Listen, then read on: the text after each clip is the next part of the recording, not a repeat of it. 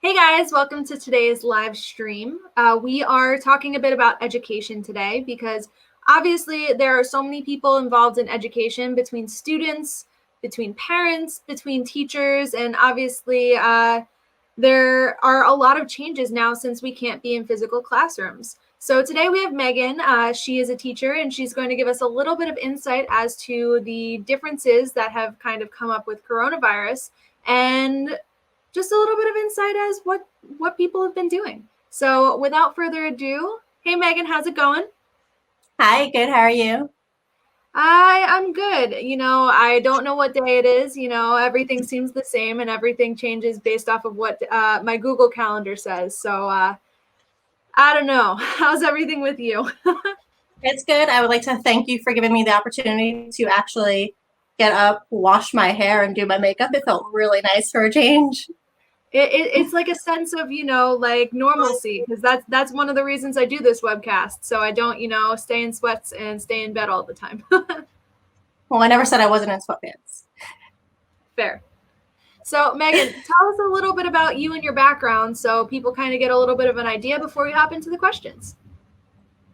So I'm a third-year teacher. Next year is my 10-year year. I'm a ninth grade and 12th grade ELA teacher at Queens High School of Teaching, which is in Queens, in Belrose specifically. Awesome. So I teach English and literature and writing. So where I want to start is, there was that 1 week where all of the information with coronavirus was coming out and everyone kind of had to figure out, like, is this really something we have to worry about? Is this something that like is really going to uproot us? I know I would personally was in Florida during this, and it was weird to hear everything going on in New York while I was in Florida. So what was kind of the process that maybe your school kind of went through to figure out if you guys were going to shut down, if you guys were going to switch over to online learning? How is that all, like, how did that happen?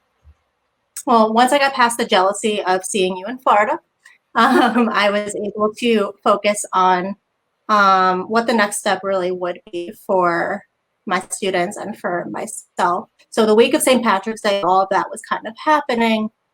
We had 3 days in our classroom. So we went in Tuesday, Wednesday, and Thursday. And we were basically told during that time to clean out our classroom in case it lasted till the end of the year. At the time, we didn't know it was going to, but it is. Any we would need to teach remotely. And we basically had those 3 days to plan for 4 weeks worth of online learning.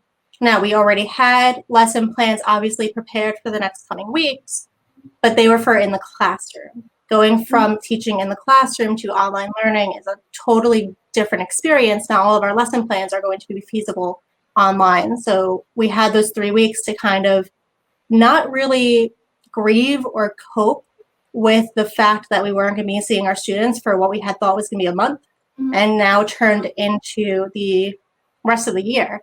As I mentioned earlier, I teach seniors. So not only was my heart breaking for my freshmen, this is their first high school experience that they're kind of being robbed of, but also I teach the other end of the spectrum. I get my seniors who get totally robbed of their last few months of high school, prom, graduation, not having that closure before the next chapter in their life. Yeah, you bring up a very good point, because you have two literal opposite ends of the spectrum, and I know that you probably have to keep that in mind when making your lesson plans as well. That this is a first experience and this is a last experience, so it must be a little difficult to transition to online, because instead of having that one-on-one time with obviously the freshmen and the seniors, like now it is one on computer screen, if that makes sense. Yeah, absolutely.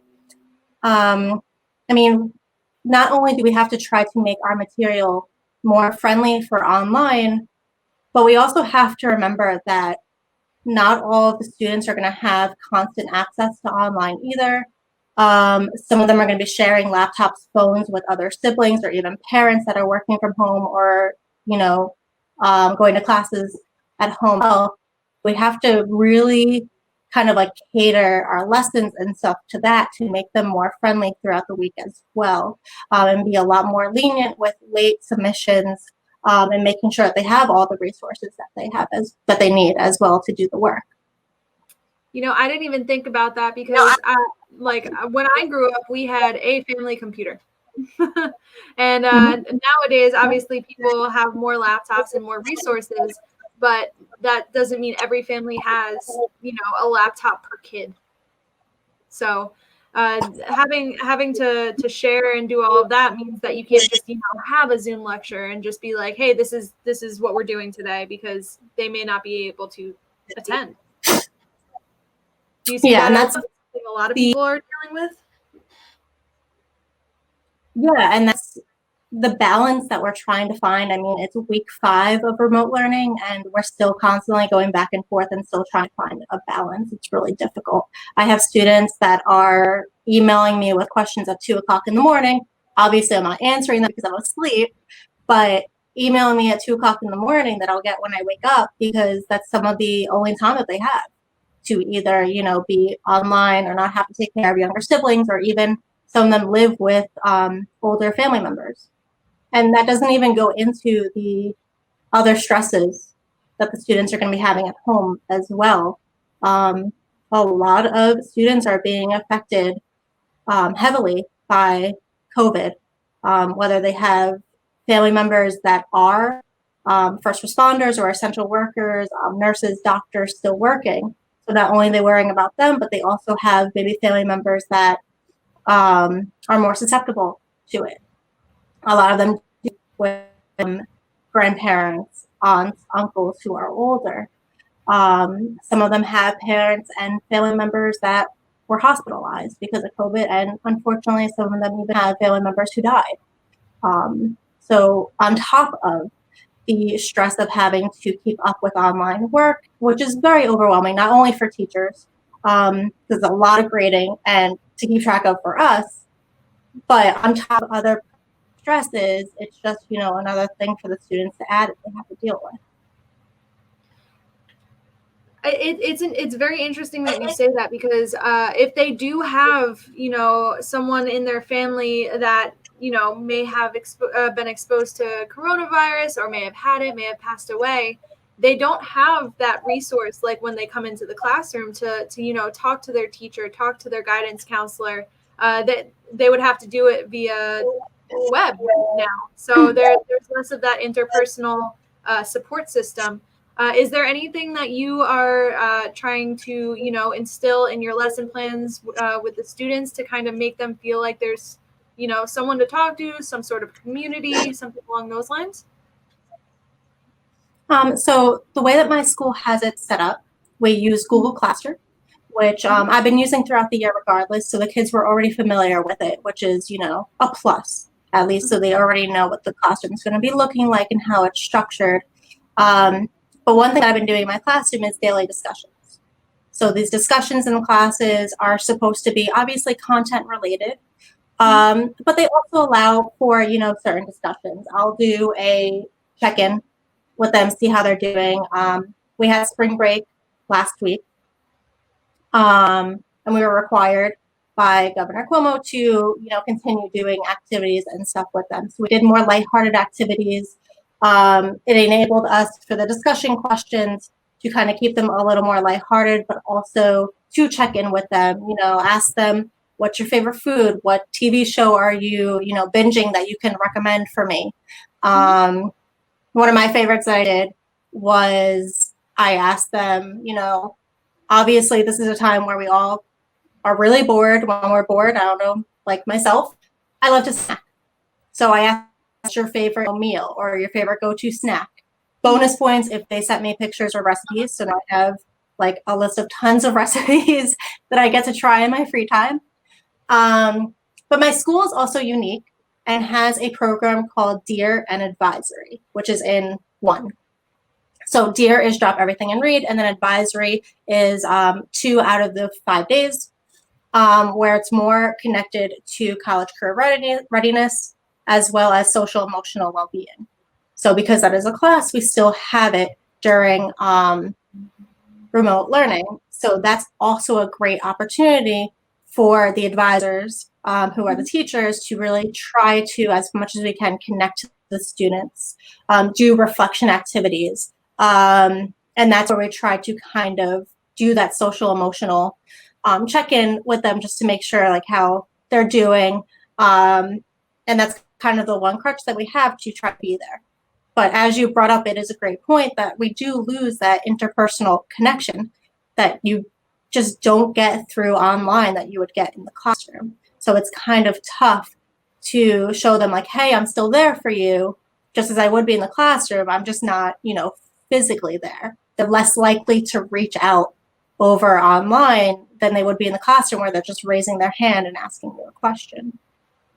100%. I was just gonna make the same point. I actually spoke to the seniors at Hofstra University because they were a very studio-based class that were ripped out, and now they have to do everything at home. So I spoke to them. I was like, hey, like if you guys have any questions, you want any gear recommendations, you want to just bounce ideas off of me, I got nothing. Because it's a lot harder for someone to be like, all right, I'm going to like type out my question instead of, after me doing my speaking or my lecture, just like off to the side, someone coming up and being like, hey, I really am trying to adapt this to my, like, to being able to be shooting cooking at my house, but I don't know what gear I need. Like, that's not something that, is what they don't want to take the time to, type that out and wait for, a text response, because that's usually what the response is, at least in my experience, is through online learning from my college courses, because it doesn't feel the same as having a conversation. Not at all. It's definitely not the same. Google does have something, it's called Google Meet, I believe. So I brought it up to the class, was like, hey, I can set aside some time during the week, and we can do a video, like it's a video chat. We can do a video chat. Whoever has questions about the work, I will be able to at least face-to-face answer the questions a little better than we would be able to do it, typing it out like you had brought up. No responses, which I mean is a little disheartening on my part, but I totally understand. They're overwhelmed with the work. They're rushing through the work, some of them, just to try to get it done, to check something off of their done list. Like I got this done, now I can move on to this. My freshmen have like 8 to 9 different classes. So, I mean, and all the teachers are setting up their classroom slightly differently to try to accommodate not just for us, but for the students in different ways. So it's a lot for them to, set aside and try to cope with, on top of anything else that might be going on. So you just mentioned the teachers are all setting it up their own way. So what was kind of the shift you had to make? Like, what was a typical type lesson plan in your normal classroom versus what you kind of had to adapt and do now that kids are learning online?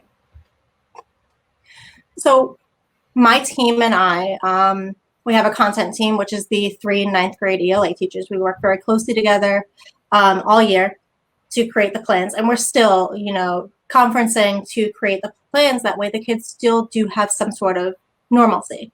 My activity guides, which are like the worksheets that we have every day, are the same setup. Obviously, the activities are catered and less different, but it's still the same structure. So they at least are familiar with it and have some sense of normalcy with the activities and the worksheet itself. So what we would normally do is have obviously some sort of do now when you come into the classroom. We would do a, transition discussion. There's a lot of turn-in talks and partner shares and like group shares and stuff. Obviously online, the students are missing that piece. They don't get to share their ideas with other students.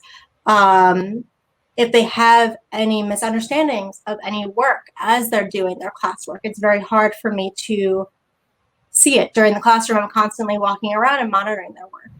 I obviously don't get to do that online, so I can't see if they have any misconceptions until the work's already submitted most of the time. They don't get to help each other or answer those misconceptions either. A lot of times they don't want to just hear me talking over and over. That's why it's nice to have them be able to turn and talk to each other, because they can also explain it better sometimes in a way that they would be able to understand from peer to peer. And you lose all of that when you're working online. We, again, do still have the discussion questions that the students are responding to every day, but it's not the same. They see it as another assignment. So they see it as I'm responding, and then I'm responding to one other person, and that is it. I'm done.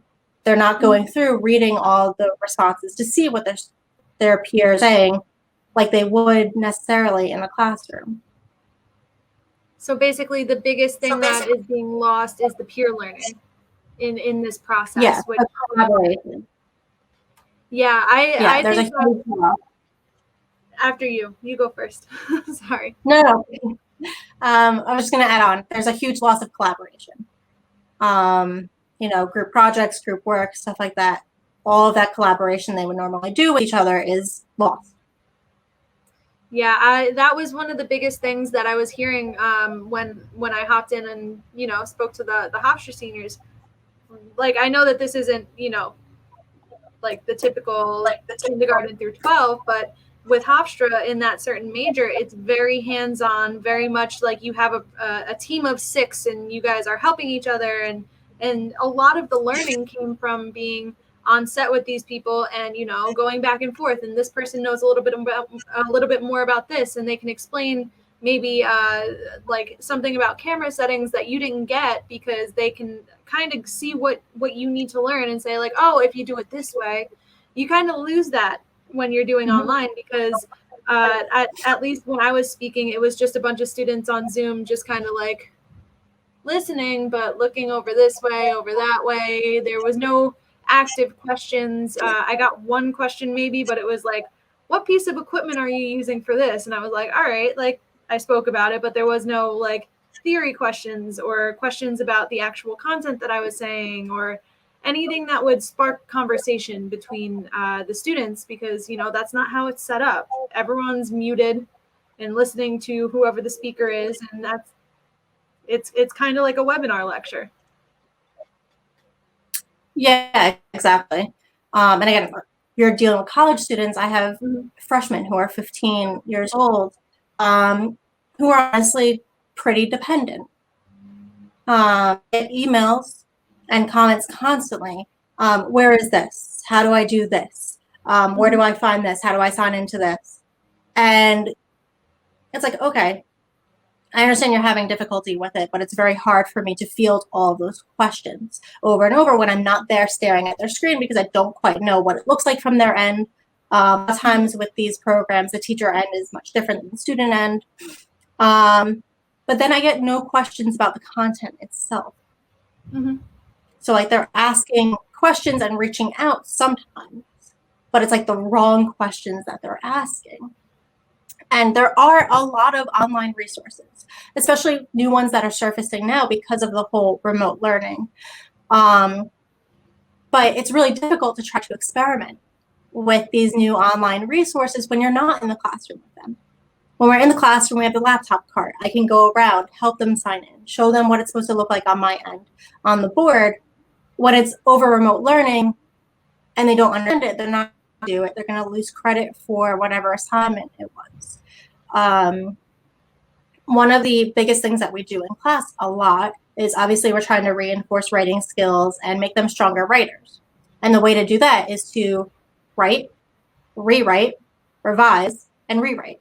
And it's very difficult to do that online because we don't just do teacher to student revision. No one reads my comments anyway. I know I barely read my teacher comments when I was in high school, but they'll read comments from each other. So what we would do a lot in the classroom is peer-to-peer revision. And there are some online resources to enable them to do that, but not everyone is able to log on. Not everyone is logging on to do it. So a lot of the students are missing out on the opportunity to either, one, get their paper revised by a peer, or two, to have their paper revised. Maybe their peer partner who they got paired up with didn't sign on to do it. They're losing out on the revision. So it's a huge battle that we're kind of dealing with, of trying to go back and forth. What resource works? What resource doesn't work? And sometimes, unfortunately, it's at the extent of the kids because we have to experiment and figure out what works best for the kids and what doesn't. So do you think like the technological competency between the students, maybe their parents and the teachers is really affecting like just the physical process of learning in all of this? That's kind of what I was getting from what you were saying. Absolutely. Joke around, we say that, Generation Z right now is supposed to be the most technologically savvy because they grew up with technology, constantly surrounding them. However, what I'm finding in the classroom is that they're really not that technologically savvy at all. They struggle with certain applications, even if it's just something as simple as Google Drive and Google Documents. So there are definitely certain things they know how to do, like Googling an answer and copying and pasting the entire answer, thinking that we won't notice. And there are other things that they don't. They're dependent. They're used to having the teacher there and answering the questions directly for them. And when we are, so far away from them like this, it becomes very difficult for us to be able to do that to the best of our ability. Obviously, we try to answer the questions as best we can. It doesn't always help because we are not there looking at their screen to help guide them directly through it.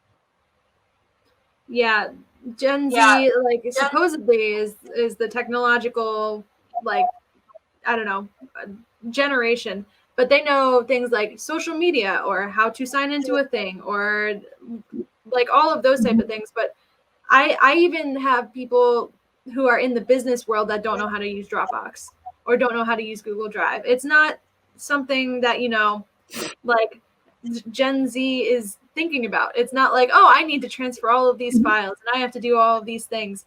I have a feeling most of them, like if you ask them to open up an Excel doc or something, they would be like, what the heck are you talking about? What is this? So I feel like there should have, like, if anything, been a class at some point that explained how to use business type things like Excel or how to format a Word document or how to do all of these things. I wish I had a class on that. I had to figure it out. But do you think some sort of resource like that would have been super helpful before getting into obviously online learning? Absolutely. I think something like that would have been fantastic if we were able to plan for it. Yeah. What kind of is so devastating about this experience is we had no time. Like I said, that week got 3 days.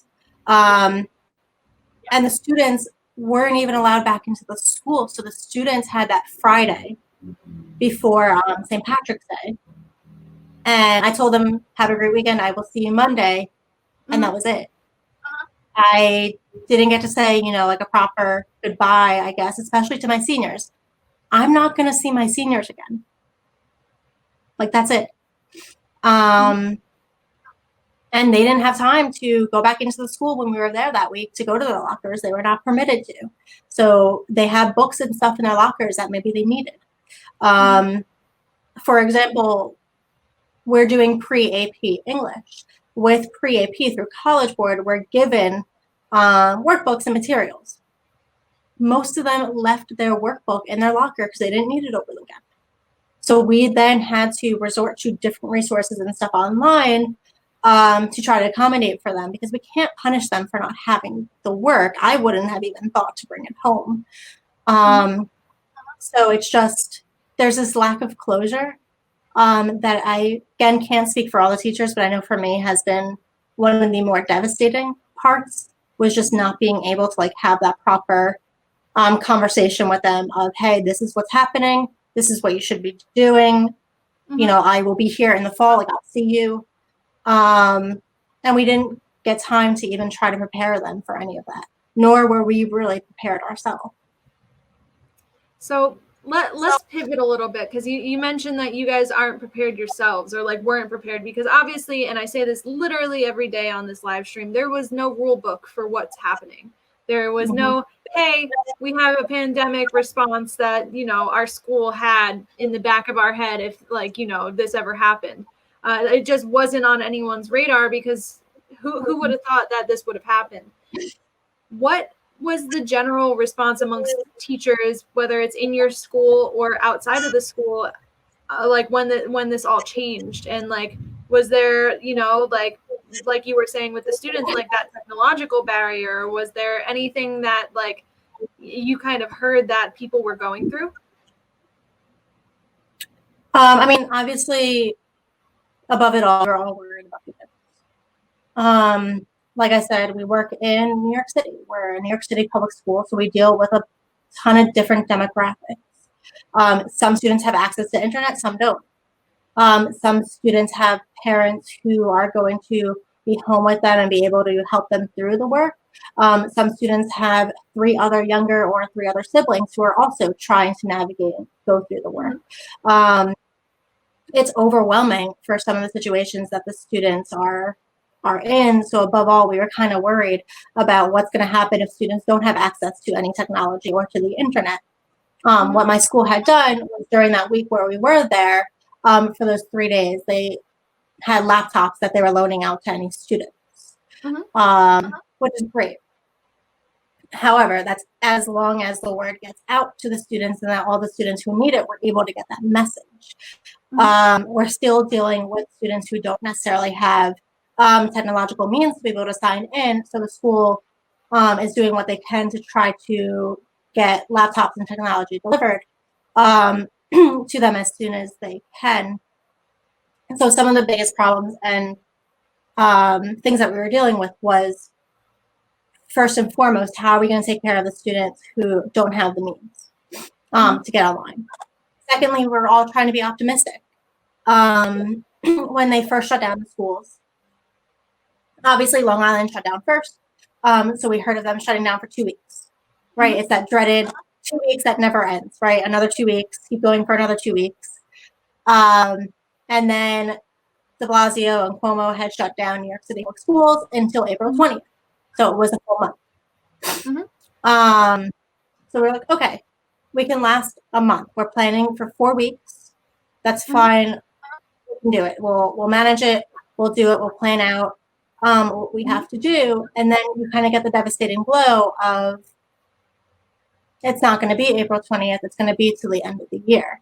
And then you're like, okay, that gives us 2 months additionally that we now have to plan for as well. So we're kind of taking it week by week at this point, because any advanced planning we did is already done with, and we're way past those weeks. So we're taking it week by week, playing around with the activities and assignments we're giving, how we're giving them, depending upon the students. At this point, like I said earlier, we're in week 5. The students are burning out. They are overwhelmed. They are beyond frustrated. They're stressed. They're burning out, and they're starting to take it out on, anyone who's going to listen. It's time it's the teachers. Yeah, you make a good point with like the burnout, because I know I work from home. I work on the computer. Obviously, whatever I have to figure out, there's not someone on the other side who's going to, walk me through it. But I've had that kind of burnout, and it's not the same burnout as like I read all my textbooks and I did all of this. It's both the comprehension of what's happening online, the combination of just work being in, the surroundings, because I know that I need to have my apartment to be like effective while working. Like I do my live streams up here, I do my emails at my kitchen table, I do my editing at my computer. There's so many different factors that go into what the students are having to go through, and especially because it's not just 2 weeks, it's not just a month, it's the rest of the school year. It must be difficult for them to, adapt to this new way of learning. Yeah, I mean, if you put yourself in their shoes, when I was in high school, I don't know if I would have been able to manage it. Time management is a huge issue for them, even in school. It's a huge issue for me as well. And I'm, classified as an adult. And I still struggle with time management. So I could only imagine being a 15-year-old, right, who's technically, feels like they're off from school, but still having to do, schoolwork. It's tough when you're home. You have so many distractions around you.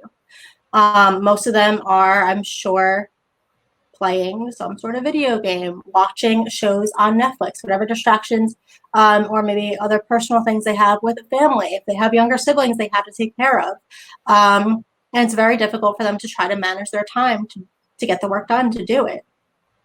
So I could only imagine, because now, like, I'm working from home, obviously, and I have constant distractions around me as well, like constantly walking into the kitchen and grabbing a snack, telling myself, okay, I'm going to take a little break after this one episode. I'm going to get back and do the work and plan and do what I have to do. And then suddenly, it's like 3 hours later. Mm-hmm. So I can only imagine what it would be like 10 years ago if I was 15 years old. I don't think 10 years ago we would be able to shift as easily as we did now either, because the technology was way different back then. And I know even before that, like, people would just be like, go read the book, that's all we can really do. I'll check in via phone call, because what else was there? There was no Zoom, no live streaming, no portals for work to go into. Like, it could have been a completely different experience if this happened when we were in high school. Yeah, absolutely. And I mean, thankfully, like, we have all the technological resources. Like, we use a lot of YouTube videos and stuff that can teach them some of these, like, terms and stuff we're doing.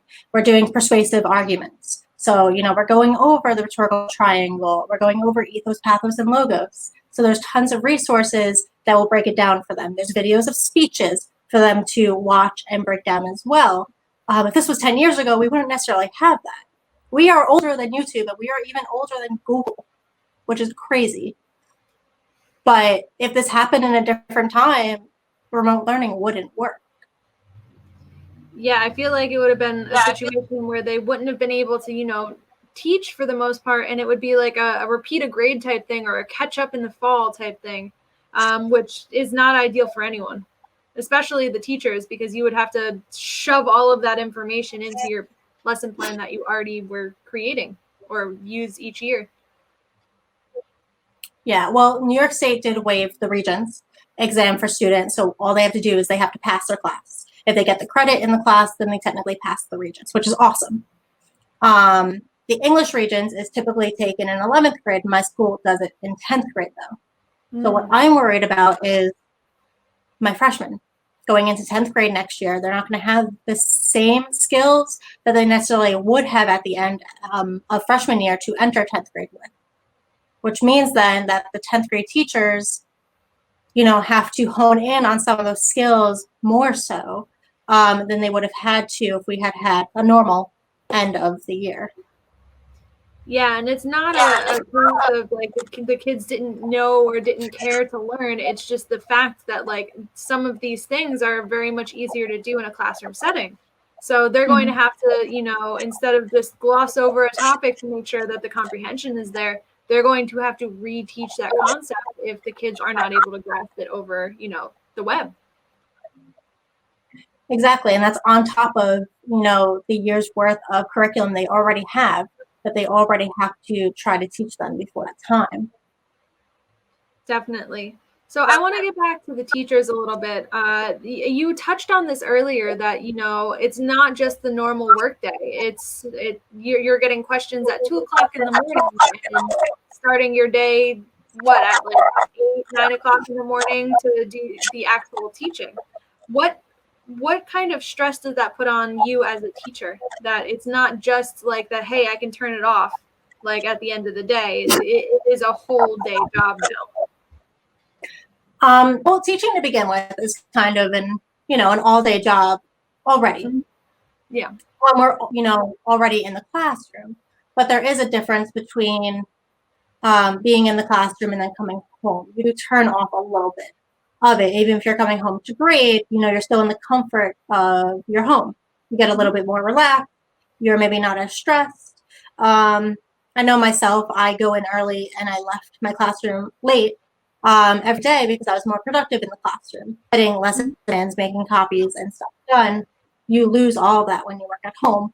I don't have the same relaxation space in my house anymore. because it's, not only me just grading, it's become my office as well. So it's a little different when your bedroom and your living room kind of become both your bedroom and living room and your workspace. And like you said, it's a constant thing. Everything is so accessible online that I'm constantly checking my phone. I'm constantly on Google Classroom, checking assignments, doing lessons. I'm grading. I'm fielding any questions that the students have. I'm in different conference meetings with my content team planning, which I have 2 content teams because I teach 9th and 12th grade. We have U of T meetings more so than we did before because there's just so much going on that we have to try to figure out. We have meetings with our AP every week, my assistant principal, to check in and go over protocols, make sure everyone's doing okay. It's a constant working. I'm usually up at 8 o'clock in the morning posting the work for that day. And if I didn't have my roommate, Michael, and Billy kind of telling me like, hey, we're going to sit down and watch a movie. It's 8 o'clock at night. You should probably put the computer away.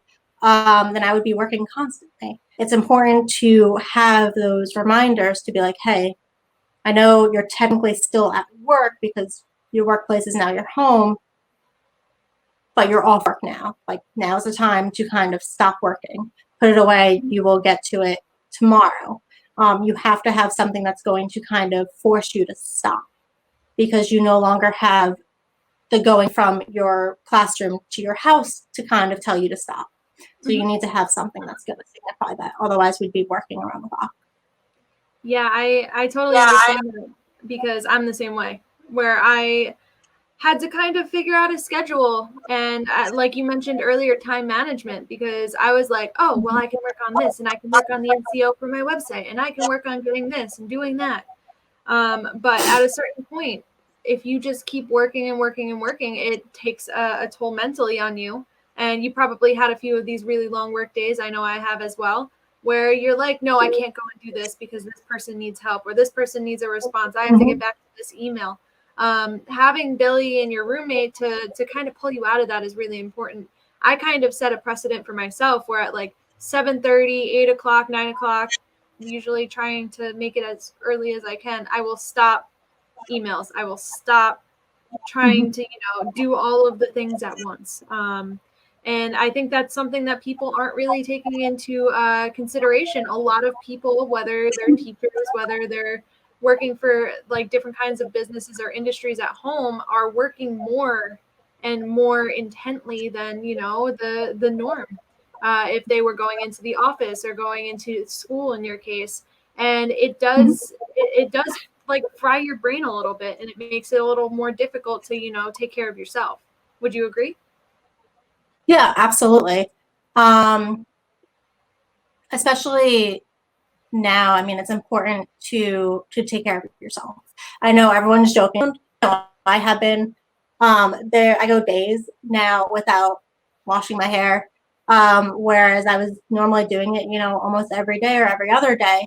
And it's been super healthy for my hair to not, be washing it constantly. It's been healthy for my skin to not be wearing makeup constantly.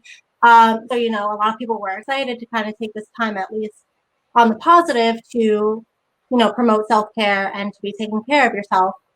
But then there's the other end of it where society has kind of ingrained it in us that we need to be productive with our time off and, not to waste days and stuff. And if we are sitting back and taking care of ourselves or, spent an entire Saturday just watching movies and not working, then there's something wrong and that we weren't productive with our time.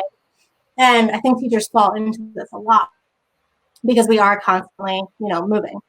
I can have a check and be like, okay, today I need to get these things done.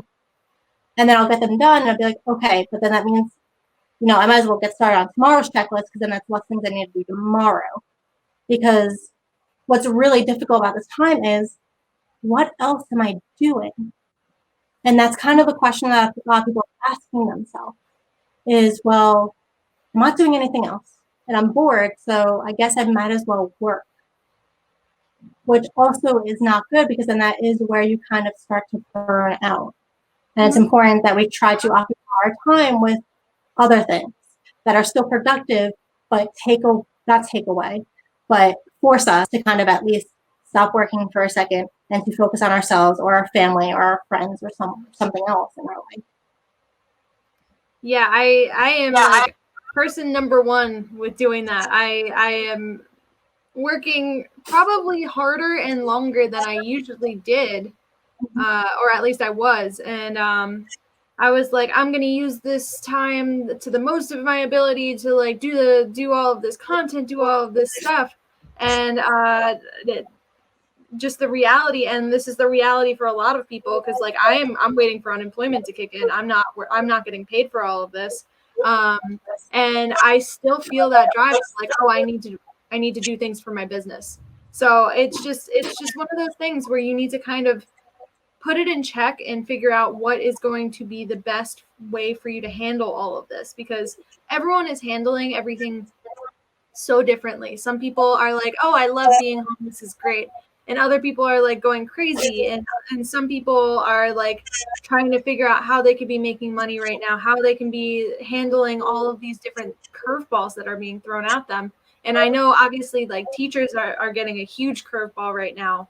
And it's all about figuring out that balance of self-care and caring for the students.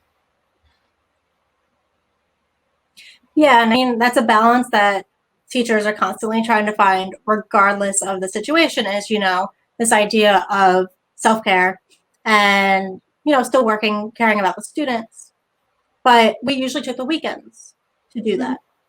But now it's kind of like all the days blend in together. You don't really have a true weekend where, or at least I'm using the weekend to prepare and upload all my lessons for Monday now. So even that is kind of not the same as, a Saturday that I would normally have during a regular school year.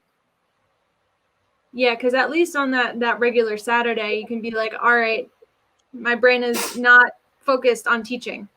But, now it's kind of continual focus on teaching, because even if you're not actively teaching, you're trying to figure out a better way to do it so that the students can kind of comprehend and, get exactly. what they need. Right. And weekends are typically when we'd be planning stuff, right? Like we would have stuff planned on Saturdays. Saturday we're going to go here, we're going to do this, we're going to go have game night or visit this person. And having those plans, separates, your personal life from your work life and gives me that opportunity and that chance to be like, okay, this is my cutoff, because then I have to get ready and I have to go and do these things. But now, because we're in quarantine, we don't have those same plans. So there is no cutoff. And you kind of just keep waiting. Do you think that like, the lack of plans and the lack of like maybe personal relationship time that you can dedicate towards, calling mom or hearing from a friend or things along those lines have kind of decreased and kind of made it so that that personal life is kind of suppressed because everyone's home? Because I know like for me, I've been reaching out to different people. I've been like checking in. And I might be the one checking in, but I'm not getting as many check-ins to me than I'm sending out. So do you think that, the change in the way that people are interacting kind of impacts that personal life? I know obviously you live with a couple of people, and they're able to be there for that personal aspect that, hey, stop working. But just the world that we currently live in, do you think that is kind of affecting teachers or just people in general differently? Absolutely. Everyone who is working at home, they're working on screens constantly for the most part. I know I'm constantly on my phone, on my laptop, working, responding to emails or comments, uploading lessons, grading, and stuff like that. So when it comes to either me reaching out or people reaching out, you're so drained at that point from, it's not even social interaction. It's really not, but just from, taking questions and emailing people back, that at that point, you kind of just want to shut off from the technology, and it becomes very difficult to try to reach out to people even when you want to. That's why it is important that we take the time to, even if we're just checking in or like talking to one person a day, and it doesn't have to be an extensive conversation. I think it's just important if you're like, hey, good morning, hope you have a great day, and that's it. Leave the conversation at that. Just check in, make sure they're doing all right. Let them know that you are there and that you do care. Because I know for me, I've been getting people just messaging me and be like, hey, hope you're doing well. I'm here if you want to Zoom or hang out or something later. We'll watch a TV show or something. One of my friends, Eric, and I, not your Eric, a different Eric, have been FaceTiming, every Monday night. And we will just watch a show together. And then it's important to kind of just have some sort of social interaction with someone every day, even if it's super minimal, because it does give you a break. It makes you feel a little less alone during this quarantine time as well. I agree. I use my daily live stream for the same reason. I get to have a different conversation with a different topic with a different person each day. But definitely having that human interaction makes you feel less alone, less isolated. And I'm glad that you are taking the time to do that, because I know that, working and working and working can make you feel lonely, even if you're responding to people all the time. So I'm really glad that you're still making time for yourself. Yeah, definitely trying. So I know that there's so many different aspects as to like what people are doing with online teaching and what the kids are going through, what the teachers are going through. Is there anything that you think is really important for people, maybe even just like to be aware of, maybe it's as parents or whoever may be watching this, about what's going on and how they can be helping?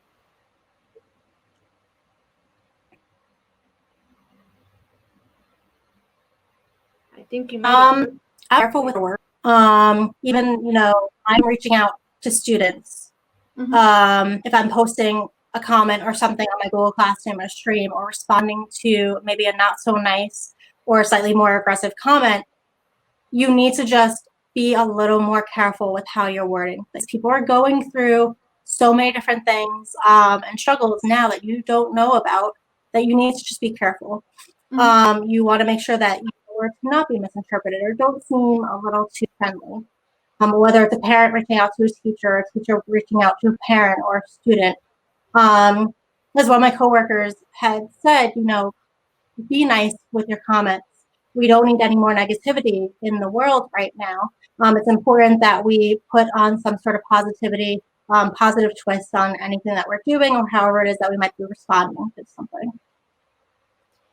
That makes a lot of sense. I've been doing the same thing, but I don't think it was like in the front of my mind that I was doing that, like projecting positivity, trying to spark creativity, and like just trying to keep people, feeling all right and as good as they can in the current situation. It's all about building community and making sure that everyone feels heard and good in that community.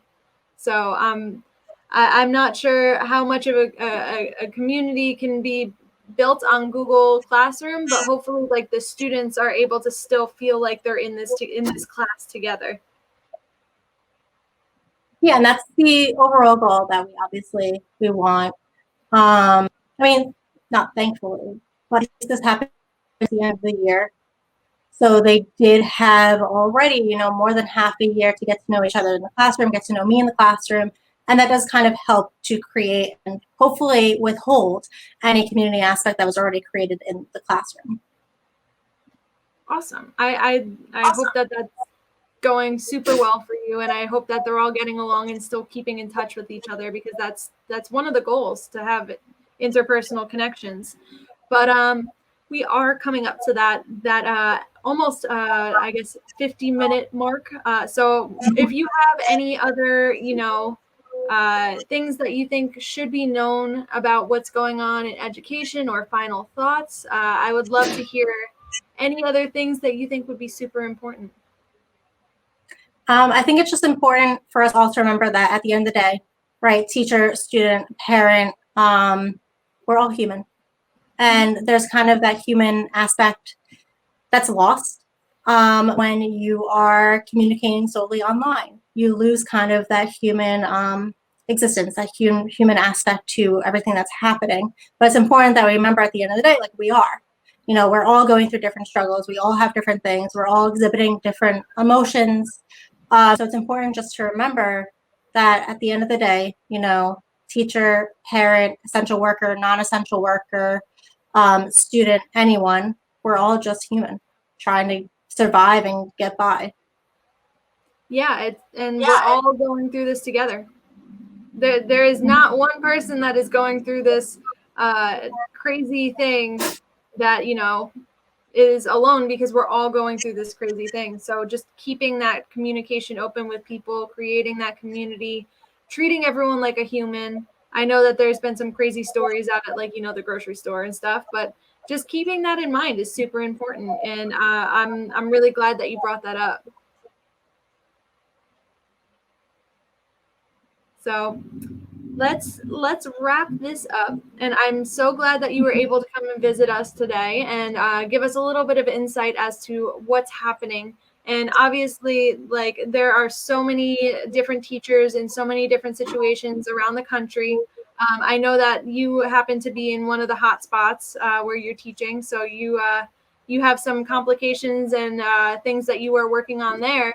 But everyone is in this together. Everyone is trying to do their best to, you know, keep going, keep positive, and, you know, have everyone get to the other side, you know, in one piece. So I really want to thank you for both, you know, teaching the youth of America right now, because that's very important, being their support system, and, you know, trying to make sure that they get the education that they both want and need. So thank you again for all of the hard work that you're doing, and thank you for coming on today. Thank you. I really appreciate it. I know obviously I can't speak for all the other teachers, but I'm sure appreciation is always going to go, you know, gratefully. So thank you so much for acknowledging that. And thank you for giving me a chance to come on. I had fun. It was nice to be able to interact with someone different. Yes, definitely. And I'm so glad that you had a little bit of time and, you know, spent the time to, you know, do your hair and get ready for me. I feel special. But anyway, I'm going to pull you off. I'm going to do the closing, and I'll talk to you in a sec. Okay, perfect. All right. Thank you so much to everyone that hung out with us and, you know, watched us live. If you hopped in late, you can check out the full video on my Facebook page, Celia Werner Productions. You can watch it there on YouTube, SoundCloud, Apple Podcasts, and Spotify. We're getting around these days. And hopefully this gives you a little bit of perspective as to what's happening in education. I know that some of the points that we touched upon were like general points in terms of, you know, keeping in touch with anyone who, you know, may be having a hard time, whether that's a teacher, an essential worker, or even like your little cousin. You never know. Everyone's dealing with all of this differently. So just keeping that communication open and keeping in touch with people is super, super important, especially if you know that they may be having a hard time. So everyone, keep nice thoughts in your head. Try and keep positivity up, and I hope to see you on the next episode. So have a great day, and I'll see you soon.